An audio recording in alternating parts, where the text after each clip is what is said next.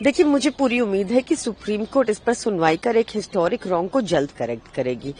हमारा संविधान जब हमें अपने रिलीजियस अफेयर्स को मैनेज करने की स्वतंत्रता देता है, उन रिलीजियस अफेयर्स से रिलेटेड प्रॉपर्टीज को मैनेज करने की स्वतंत्रता देता है, तो भाजपा को एक गैर संवैधानिक बिल लाने की जरूरत ही इसलिए पड़ी ताकि भाजपा वक्फ प्रॉपर्टीज को कब्जा ले और अपने पूंजीपति मित्रों में बांटे। ऐसा ही इनका प्लान टेम्पल्स की और गुरुद्वारे की प्रॉपर्टीज के साथ भी है। लेकिन अब उसमें बदलाव कर सकते हैं, कैसे पलट सकते हैं?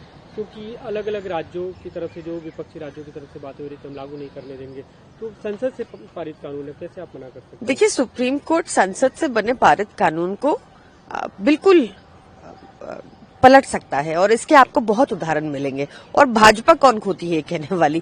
भाजपा ऐसी संस्था है जो सुप्रीम कोर्ट को भी नहीं मानती। उन्होंने सुप्रीम कोर्ट के कितने फैसलों को पलटा। सुप्रीम कोर्ट ने कहा कि दिल्ली में सर्विसेज आम आदमी पार्टी सरकार के पास रहेंगी, जब हमने एक 8 साल की लंबी लड़ाई लड़ी, पर भाजपा ने 8 दिन के अंदर उसको एक ऑर्डिनेंस लाके पलट दिया था। हम सबने देखा ये। बीजेपी की वक्फ एक्ट सही है और इससे लागू होना चाहिए, आपको लगता है इसका असर पड़ेगा?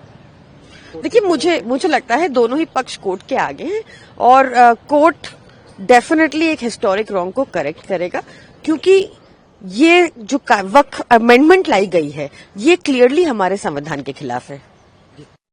नेशनल हेराल्ड का केस था, उस मामले में ईडी ने चार्जशीट दाखिल किया और दोनों की संलिप्तता को उसमें एक तरह से साबित किया है कि इन लोगों की संलिप्तता रही उसमें और जो फायदा इन दोनों को भी हुआ उसका। आपको मुझे लगता है कि राहुल गांधी जी को भी नेशनल हेराल्ड केस में अरेस्ट करना चाहिए। एक ओपन एंड शट केस है। हर बार चुनाव आने से पहले ये माहौल बनाया जाता है, ये दोनों पार्टियों की तरफ से माहौल बनाया जाता है।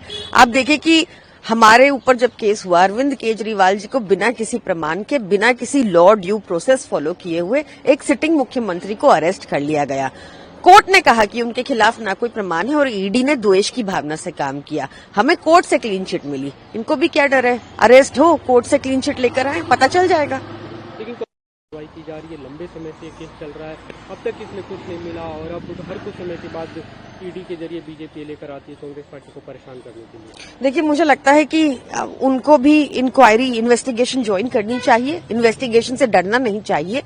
अगर उनको अरेस्ट करना चाहिए बीजेपी को, मुझे समझ नहीं आता पिछले 10 सालों में सारी एजेंसीज भाजपा के पास होने के बावजूद आज तक कोई अरेस्ट क्यों नहीं हुआ कांग्रेस पार्टी से?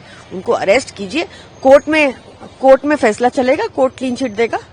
ಕನ್ನಡಿಗರ ನೆಚ್ಚಿನ ನ್ಯೂಸ್ 18 ಕನ್ನಡ ಈಗ ವಾಟ್ಸ್ಆಪ್ನಲ್ಲೂ ಲಭ್ಯ. ಕರ್ನಾಟಕ ದೇಶ ವಿದೇಶಗಳ 360 ಡಿಗ್ರಿ ಸುದ್ದಿಯ ವಿವರಗಳನ್ನ ನಿಮ್ಮ ಕೈ ಬೆರಳುಗಳಲ್ಲೇ ಪಡಿಲಿಕ್ಕೆ ಈ QR ಕೋಡ್ ಅನ್ನ ಸ್ಕ್ಯಾನ್ ಮಾಡಿ, ನಮ್ಮ ಚಾನೆಲ್ ಫಾಲೋ ಮಾಡಿ, ನೋಟಿಫಿಕೇಶನ್ ಆನ್ ಮಾಡಿ.